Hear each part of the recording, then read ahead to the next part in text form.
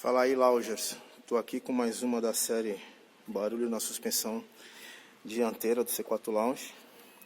E o que foi feito aqui? Já foi trocado o amortecedor dianteiro, o par, 2 vezes em garantia. Na concessionária GP France, os caras andavam com carro, tudo, e constatava o barulho e trocava. Só que, tipo assim, após conversar com alguns amigos, tudo, né? E o mestre Juliano aí, que também está no grupo, ele sempre frisou uma coisa: pô, cara, dá uma olhada na bieleta, Então, o que eu fiz? Eu levantei o carro aqui, procedimento de segurança, coloquei o cavaletezinho ali, tá apoiado no cavalete, e eu cheguei aqui e comecei a fazer uma inspeção aqui na suspensão. Então, o que eu fiz? Eu tirei a bieleta, essa parte de cima aqui é a bieleta. Você olhando aqui, ó, ela não tá rasgada, ela tá legal, entendeu? Ela tá legal, ela tá um pouquinho ressecadinha aqui, ó, mas ó, não tá rasgada, não tem nada, tá legalzinha. Só que antes de eu tirar, eu dei uma olhadinha aqui na parte de baixo dela, essa parte. Cadê? Vamos lá. Aqui, essa parte aqui e essa parte, rapaziada, ela não tava bem presa.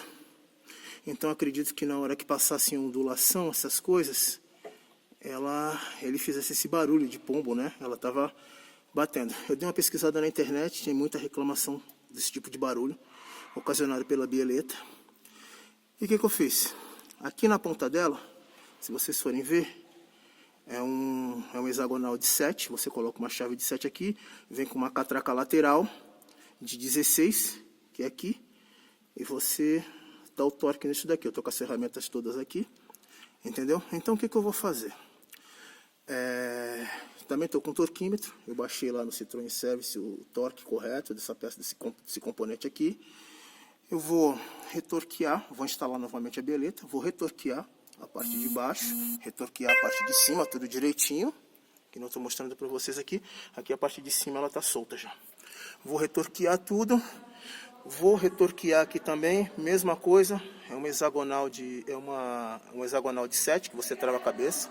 Vou retorquear tudo aqui e vou colocar o carro para rodar. Vamos ver.